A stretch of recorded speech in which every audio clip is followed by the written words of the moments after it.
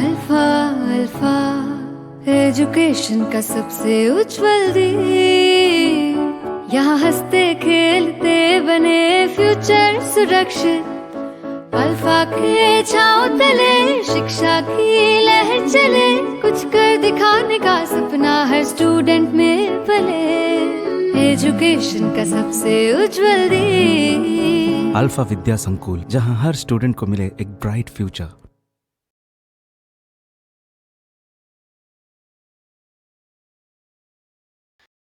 Hello friends, welcome back to our YouTube channel Alpha Vidya Sankul. In a previous lecture we discussed about the unit number 8 understanding of diversity. ये जो diversity unit है जो हम study कर रहे थे उसमें जो लास्ट टॉपिक था वो कौन सा था? Diversity in India. उसके बारे में हम स्टडी कर रहे थे। उसमें से जो 2 स्टेट है उसकी जो डाइवर्सिटी है उसके बारे में हमने स्टडी किया था। कौन कौन से स्टेट हमने देखे थे? केरला एंड लद्दाख। तो ये दोनों स्टेट है उसकी जो डाइवर्सिटी है, डाइवर्सिटी यानी कि उसका मीनिंग क्या होगा? डिफरेंसेस। तो उसकी डिफरेंसेस है, जियोग्राफिकल डिफरेंसेस है, उसके क्लाइमेट में डिफरेंसेस है। तो उसके बारे में हमने स्टडी किया कि वहाँ के जो लोग है उसका ऑक्यूपेशन क्या है, उसका जो जियोग्राफिकल फीचर्स है वो क्या है, और उसका जो मेन फूड है वो क्या है। तो ये उन सब के बारे में हमने स्टडी कर लिया था। तो आज जो हम स्टडी करने वाले हैं वो है जो कंपैरिजन है, ये दोनों स्टेट है उसके बारे में हमें स्टडी करनी है। तो आज का जो हमारा टॉपिक है वो है कंपैरिजन ऑफ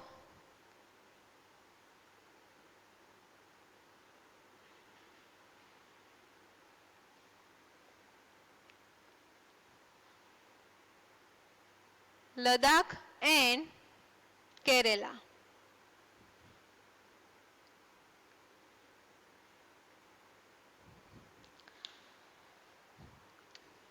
उसमें जो फर्स्ट पॉइंट है यानी कि दोनों के जो स्टेट है उसकी जो कंपैरिजन है उसके बारे में हमें स्टडी करनी है।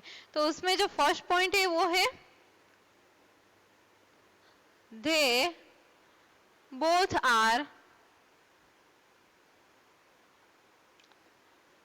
डिफरेंट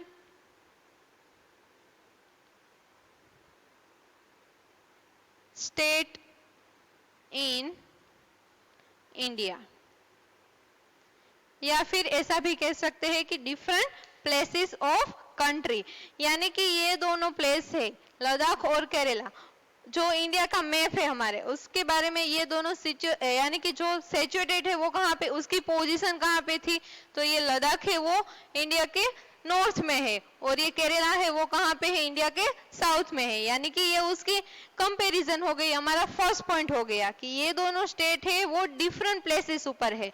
तो ये फर्स्ट है वो यूनियन टेरिटरी है। सेकेंड डिफरेंसेस क्या है कि ये लद्दाख है वो क्या है? यूनियन टेरिटरी है। और ये केरला है वो क्या है? वो स्टेट है। तो ये सेकेंड डिफरेंस हो गया हमारा। क्या हो गया? Ladakh is a union territory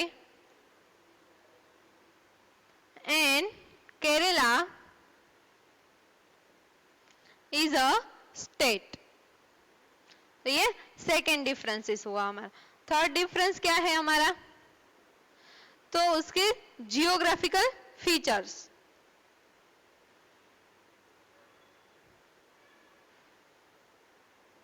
geographical features, तो जियोग्राफिकल फीचर्स में क्या है?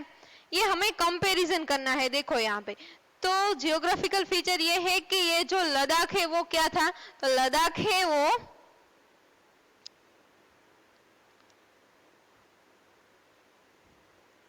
कोल्ड डेजर्ट था। यानी कि वहां की जो सोइल है वो कैसी है? कोल्ड है। यहाँ के वहां पे सिर्फ और सिर्फ डेजर्ट है, हिल्स है, सिर्फ ऐसा ही है। तो एंड जो केरला है वहां पे क्या था?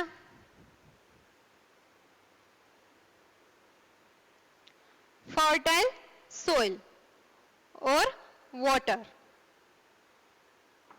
तो ये थर्ड डिफरेंसेस हो गया। किसके अकॉर्डिंग है? जियोग्राफिकल जो फीचर्स है उसके अकॉर्डिंग है। यानी कि जो लद्दाख है वहां पे सिर्फ और सिर्फ कोल्ड डेजर्ट है और केरला में क्या है? केरला में फर्टाइल सोइल है और वाटर है। और क्या लिख सकते हैं वहां पे? जो कोस्टल एरिया है, वहां पे कोस्टल एरिया भी है, यानी कि ये स्टेट है वो कहाँ पे सिचुएटेड है, एक्चुअल में कोस्टल एरिया पे, यानी कि वन साइड पे वाटर है और अनदर साइड में क्या है, हिल्स है। तो ये थर्ड डिफरेंसेस हो गया। और फोर्थ जो डिफरेंसेस है वो क्या है कि उसके जो कल्चरल इन्फ्लुएंसेस है, यानी कि लद्दाख और केरला की कल्चरल इन्फ्लुएंसेस है वो सेम है, यानी कि वहाँ के जो लोग हैं जैसे कि ट्रेडर्स है, चाइनीज और अरब ट्रेडर है, वो क्या होते थे, तो ये दोनों पीपल है वहाँ का ऐसा कल्चरल था जिसके वो अट्रैक्ट होते थे, अट्रैक्ट होके वो वहाँ पे आते थे और कुछ ना कुछ लेके जाते थे। तो ये उसकी कल्चरल इन्फ्लुएंसेस हो गया।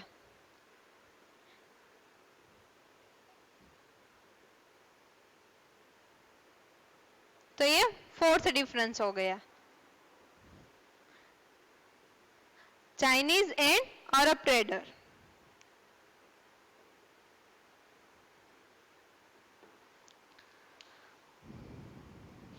तो ये कल्चरल डिफरेंसेस में एक और है, क्या है कि ये कल्चरल डिफरेंसेस यानी कि क्या होगा, लद्दाख में हमने देखा कि उसका जो क्लाइमेट है वो ऐसे अकॉर्डिंग है कि वहां पे है वो एग्रीकल्चर नहीं होता है, लेकिन क्या होता है वहां पे उसका जो मेन ऑक्यूपेशन है वो क्या था, शिप रियरिंग था, यानी कि वो वूल है शिप में से फाउंड करते थे, उसके बाद वूल में से जो पैस्विना सोल है वो मेड करते थे। तो ये पैस्विना सोल वो एक ऐसा सोल था जिसकी वजह से ये चाइनीज और अरब ट्रेडर है उसके अट्रैक्ट होते थे, इसीलिए वहां पे आते थे। तो उसे कल्चरल इन्फ्लुएंसेस कहा जाता है। उसका मीनिंग ये होता है कि जो बाहर के फॉरेनर जो ट्रेडर होते हैं उसे वहां की ये स्टेट की कुछ ऐसी चीज होती है, ऐसी थिंग्स होती है जो उसे अट्रैक्ट करती है, उसे क्या कहते हैं, उसे कल्चरल इन्फ्लुएंसेस कहा जाता है। तो लद्दाख में ऐसा क्या था, तो लद्दाख में जो पैस्विना सोल है वो जो फॉरेनर ट्रेडर है उसे अट्रैक्ट करते थे। तो केरला में क्या था, तो केरला में जो वहां की ऐसा क्लाइमेट था, ऐसा वेदरिंग था कि वहां पे हम एग्रीकल्चर कर सकते थे, क्योंकि ऐसी फेवरेबल कंडीशन थी, जैसे कि वहां पे वाटर भी था, वाटर भी हमें आसानी से मिल जाएगा, और दूसरा क्या था वहां पे, दूसरा फीचर ये था कि वहां पे फर्टाइल सोइल भी थी। तो ये दोनों फीचर्स थी, इसकी वजह से हम वहां पे आसानी से फार्मिंग कर सकते थे, एग्रीकल्चर कर सकते थे। इसीलिए वहां के जो स्पाइसेस है, जो कौन कौन से फेमस थे स्पाइसेस, तो पेपर यानी कि क्या था, red chilli, cloves, and second था कार्डेमम यानी कि इलायची। तो ये तीनों ऐसे स्पाइसेस थे कि जो अरब ट्रेडर थे वो उसे अट्रैक्ट करते, वहां उसे अट्रैक्ट करते थे, इसीलिए वहां पे जो बाहर के फॉरेनर है वो इसे लेने के लिए केरला में आते थे। तो ये उसका क्या हो गया, तो ये उसका कल्चरल इन्फ्लुएंसेस हो गया। अगर हमें डिफरेंस इसके थ्रू लिखना हो तो हम कैसे लिखेंगे,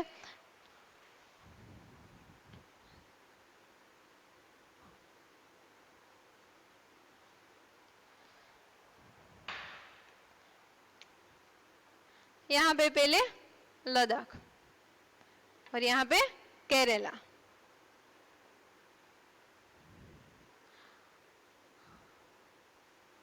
अब हमें डिफरेंस इसके थ्रू लिखना है, तो हम कैसे लिखेंगे, तो पहला डिफरेंस इस था, क्या था, पोजीशन था, यानी कि ये नॉर्थ में है और केरला है वो कहाँ पे है, साउथ में है। तो ये फर्स्ट डिफरेंस हो गया। सेकंड डिफरेंस क्या था, जियोग्राफिकल फीचर्स। क्या था जियोग्राफिकल फीचर्स, ये है वो कोल्ड डेजर्ट है, और ये जो केरला है वो कहाँ है, वो कोस्टल एरिया है। तो ये सेकंड फीचर्स हो गया। थर्ड था जो कल्चरल इन्फ्लुएंसेस, यानी कि लद्दाख में क्या था कल्चरल इन्फ्लुएंसेस, तो जो सीप रियरिंग है,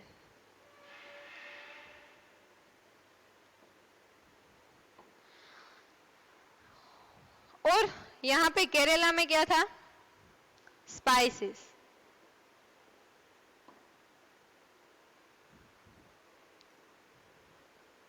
और फोर्थ अगर हमें डिफरेंसेस लिखना हो तो हम क्या लिखेंगे, तो उसके फूड है उसके बारे में लिखेंगे। तो यहाँ पे एज ए फूड यहाँ के लोग हैं वो क्या यूज करते थे लद्दाख में, एज ए फूड मीट और मिल्क प्रोडक्ट।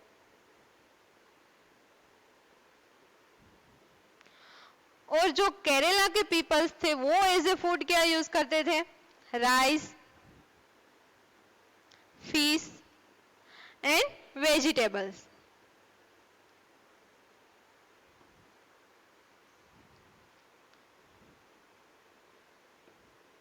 फिफ्थ डिफरेंसेस हमें लिखना हो तो हम क्या लिखेंगे? तो यहाँ पे जो मेन ऑक्यूपेशन था वो क्या था? Main occupation is ship rearing. यहाँ पे थर्ड डिफरेंस जिसमें मैंने शिप रियरिंग लिखा है, लेकिन वो किसके अकॉर्डिंग लिखा है? वो कल्चरल इन्फ्लुएंसेस के अकॉर्डिंग में लिखा है।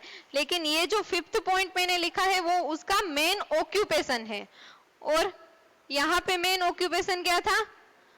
एग्रीकल्चर।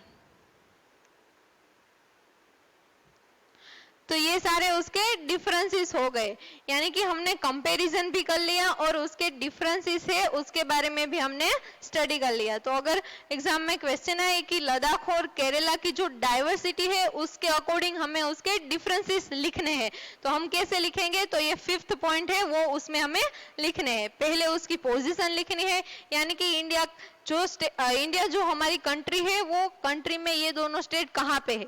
सेकेंड पॉइंट लिखना है उसके जियोग्राफिकल फीचर्स लिखना है। थर्ड पॉइंट है वो कल्चरल इन्फ्लुएंसेस है। फोर्थ पॉइंट है वो उसका फूड है, एज ए फूड वो क्या यूज करते हैं। एंड फिफ्थ पॉइंट है वो उसका मेन ऑक्यूपेशन है। तो ये फिफ्थ पॉइंट को आपको अगर डिफरेंसेस पूछे जाए एग्जाम में तो ये लिखने हैं सारे। और जो हमारा नेक्स्ट टॉपिक है वो है यूनिटी इन डाइवर्सिटी। अब हमें डाइवर्सिटी जो हमारा टॉपिक है वो यूनिटी के लेवल में हमें स्टडी करना है।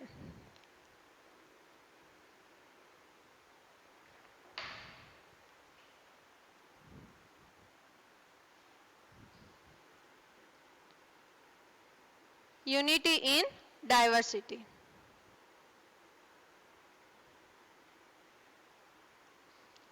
डाइवर्सिटी का मीनिंग क्या है? Differences.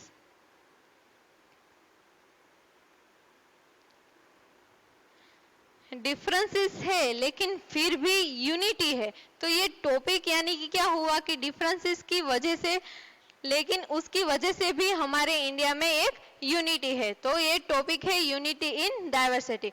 We also know that the India is a vast country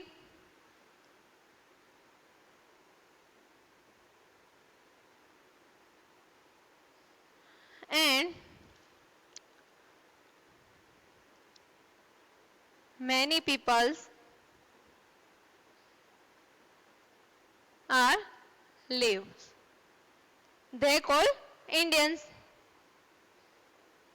and the Indians lives happily together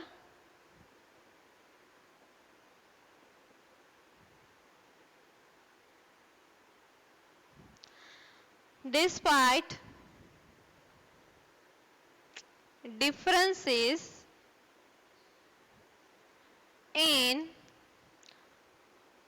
caste, religion,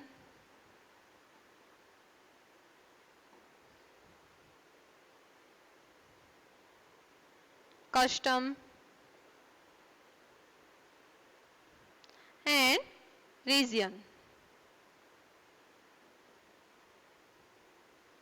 उसका मीनिंग क्या हुआ? ये जो सेंटेंस मैंने लिखा है कि the Indians live happily together despite differences in caste, religion, custom and region, यानी कि जो सारी हमारी जो कंट्री है उसमें जो भी जितने भी स्टेट है उस स्टेट में जो लोग हैं वो अलग अलग हो गए, यानी कि उसकी कास्ट अलग होगी, वो रिलीजन है उसका वो अलग होगा, कोई हिंदू फॉलो करता होगा, कोई मोमेडियन है वो फॉलो करता होगा, कोई क्रिश्चियन फॉलो करता होगा।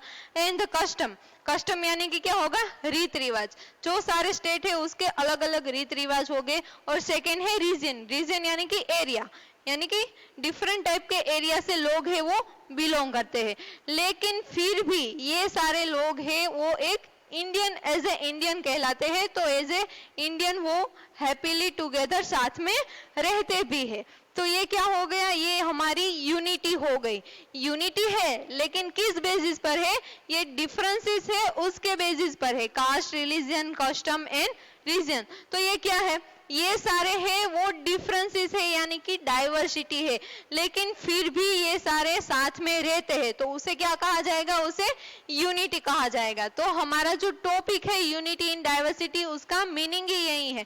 डाइवर्सिटी को हमारे जो इंडिया है उसमें कई सारी डाइवर्सिटी है, जियोग्राफिकल फीचर है उसमें भी डाइवर्सिटी है, जो लोग होते हैं यानी कि फूड, क्लोथ एंड जो उसका कस्टम होता है उसमें भी डाइवर्सिटी होती है, लेकिन फिर भी इसके बावजूद भी लोग हैं वो एक साथ रहते हैं, इसे इंडियन कहलाते हैं, इसीलिए उसे यूनिटी भी कहा जाता है। फॉर एग्जाम्पल, अगर कोई भी पीपल है वो अगर गुजरात से बिलोंग करता है, या फिर कोई भी है वो केरला से बिलोंग करता है, या फिर महाराष्ट्र, अलग अलग स्टेट से बिलोंग करते हैं, लेकिन फिर भी वो कहलाते क्या है? वो सारे के सारे इंडियन ही कहलाते हैं।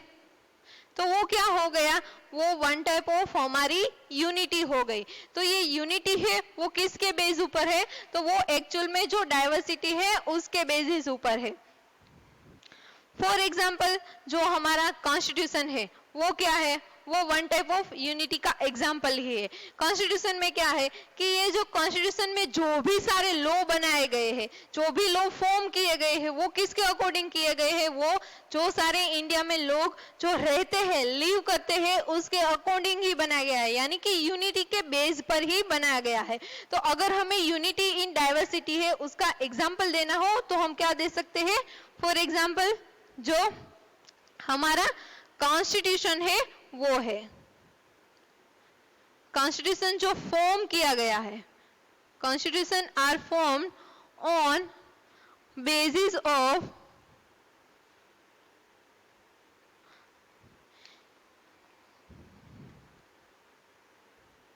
Unity of diversity.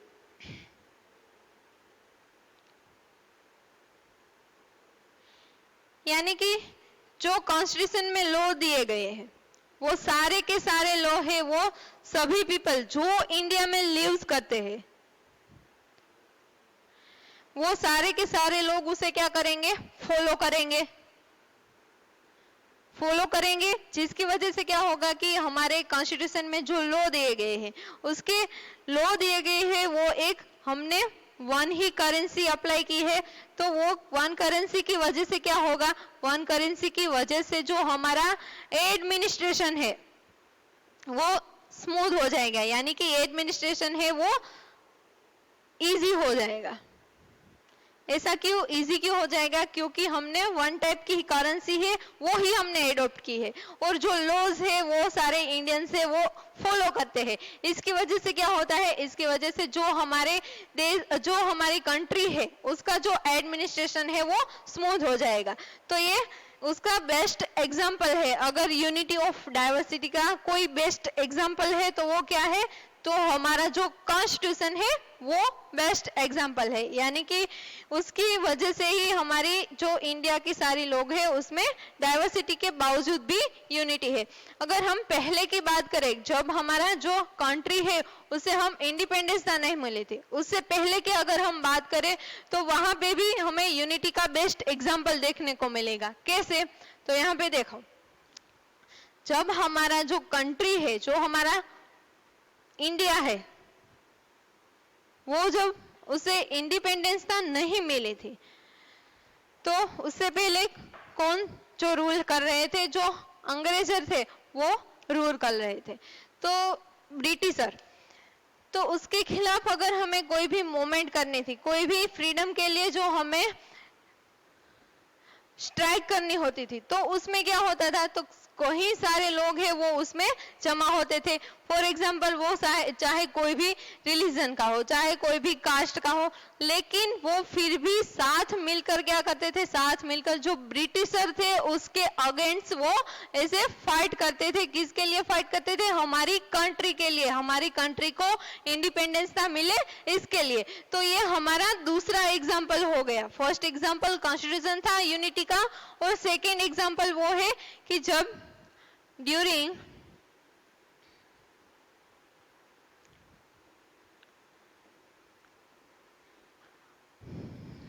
Britisher rule in India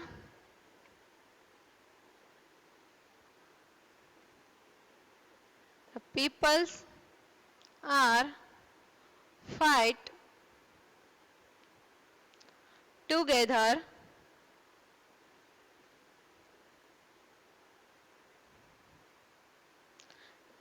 despite with caste, religious and custom.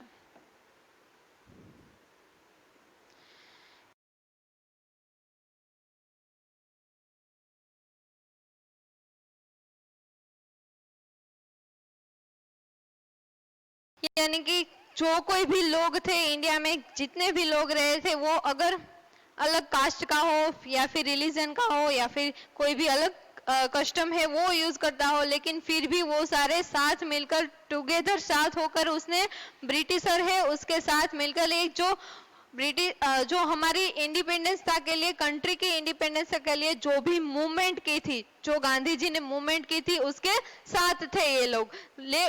वो सारे अलग अलग रिलीजन के थे, कोई हिंदू फॉलो करता था, कोई मोमेडियन फॉलो करता था, लेकिन क्या था, फिर भी वो उसके साथ मिलके उसने क्या किया था, ब्रिटिशर के साथ उसे फाइट किया था। जो ब्रिटिशर थे वो ऐसा मानते थे कि ये जो इंडिया के लोग हैं उसे हम आसानी से डिवाइड कर सकते हैं। किसके बेसिस पर? कि हमारी जो डाइवर्सिटी है उसके बेसिस ऊपर हम उसे आसानी से डिवाइड कर लेते हैं, लेकिन ऐसा एक्चुअल में नहीं हुआ। डाइवर्सिटी है वो बात सही है, हमारे इंडिया में कई सारी डाइवर्सिटी है, यानी कि कहीं सारे रिलीजन के लोग हैं वो इंडिया में लिव करते हैं। तो उसकी वजह से क्या होगा कि ब्रिटिशरों को ऐसा लगा कि हम इंडियंस को है वो डिवाइड कर देंगे, किसके बेसिस ऊपर? डाइवर्सिटी के बेसिस ऊपर। लेकिन ऐसा एक्चुअल में हुआ नहीं। जो इंडिया की डाइवर्सिटी है वो ही उसकी स्ट्रेंथ बनी, यानी कि वो ही उसकी ताकत बनी। जो लोग ब्रिटिशर ऐसा मानते थे कि ये उसकी वीकनेस है, लेकिन क्या था, वो हमारी वीकनेस नहीं थी बल्कि हमारी स्ट्रेंथ थी। तो ये स्ट्रेंथ की वजह से क्या हुआ, ये स्ट्रेंथ की वजह से ही हम आज हमारा जो कंट्री है वो इंडिपेंडेंस था है। तो यानी कि strength of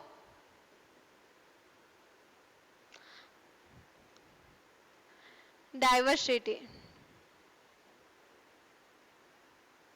which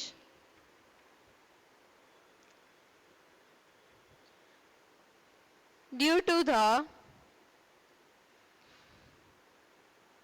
independence of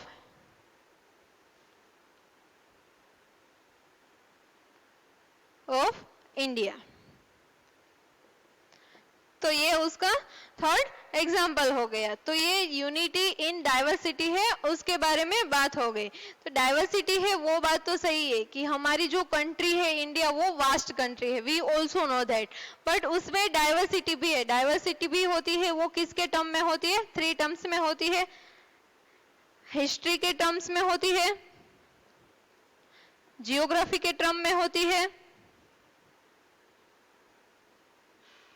and way of life, यानी कि जो पीपल से वो अपनी लाइफ किस तरीके जीते हैं, तो उसके टर्म में भी डाइवर्सिटी होती है। अगर कंट्री बड़ी है तो उसमें डाइवर्सिटी भी तो होगी ना। तो ये डाइवर्सिटी है वो इस 3 टर्म में होगी, लेकिन फिर भी उसमें यूनिटी है। तो ये जो अंडरस्टैंडिंग ऑफ डाइवर्सिटी, उसका ये मीनिंग ही यही होता है कि डाइवर्सिटी तो है वो बात तो सही है, लेकिन वो उसमें हमारी यूनिटी भी होनी चाहिए। कोई लोग ऐसा नहीं सोचने चाहिए कि ये इंडिया के लोग हैं, उसमें डाइवर्सिटी की वजह से हम उसे आसानी से डिवाइड कर सकते हैं, लेकिन ऐसा नहीं है। वो ही हमारी क्या है?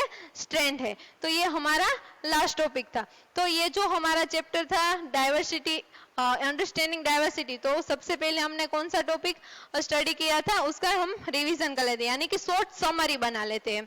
तो जो डाइवर्सिटी है उसका मीनिंग क्या होता है? तो डाइवर्सिटी यानी कि डिफरेंस होता है उसका मीनिंग।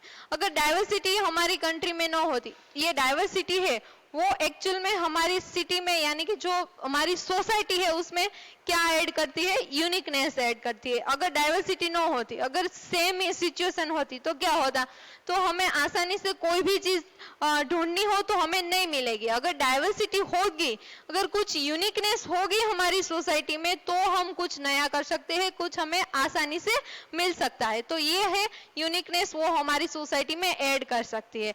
उसके बाद हमने क्या स्टडी किया था, तो ये डाइवर्सिटी है तो एक्चुअल उसका मीनिंग क्या होता है, तो उसकी मीनिंग है वो हमने एक स्टोरी के बेस के थ्रू अकॉर्डिंग अंडरस्टैंड किया था। कौन सी स्टोरी थी, समीर 1 एंड समीर 2, ये स्टोरी थी। उसके अकॉर्डिंग ये हमने डाइवर्सिटी है उसका मीनिंग अंडरस्टैंड किया था। उसके बाद हमने क्या स्टडी किया, तो उसके बाद जो डाइवर्सिटी है इंडिया की उसके बारे में स्टडी किया। तो इंडिया की डाइवर्सिटी है उसके जो टॉपिक है उसमें हमने 2 स्टेट है, कौन कौन से थे, लद्दाख एंड केरला, ये दोनों की डाइवर्सिटी है वो हमने स्टडी किया। उसके बाद ये दोनों की कंपैरिजन की यानी कि उसके डिफरेंसेस निकाले और उसे स्टडी किया। और हमारा जो लास्ट टॉपिक है वो क्या था, यूनिटी इन डाइवर्सिटी। तो यूनिटी इन डाइवर्सिटी के हमने 3 एग्जांपल दिए हैं। कौन कौन से, जो फर्स्ट बेस्ट एग्जांपल है हमारा वो क्या है, कॉन्स्टिट्यूशन है। हमारा कॉन्स्टिट्यूशन है वो हमारा बेस्ट एग्जांपल है यूनिटी ऑफ डाइवर्सिटी का। एंड सेकेंड था जो ब्रिटिशर रूल कर रहे थे हमारे ऊपर, जब हमारी कंट्री है वो इंडिपेंडेंस नहीं हुई थी, तब क्या हुआ था, तब वहां के जो लोग हैं, इंडिया के लोग जो ब्रिटिशर के अगेंस्ट फाइट करते थे, वो अलग अलग रिलीजन से बिलोंग करते थे, लेकिन फिर भी साथ होके फाइट करते थे। एंड हमारा जो थर्ड एग्जाम्पल है वो क्या था, वो हमारी स्ट्रेंथ थी डाइवर्सिटी के में। डाइवर्सिटी तो थी लेकिन वो हमारी स्ट्रेंथ थी। तो ये 3 उसके एग्जाम्पल हुए। तो यहाँ पे जो आपका लेसन है वो और हो जाता है। आगे के लेक्चर में हम जो नया लेसन है वो स्टार्ट करेंगे। Thank you.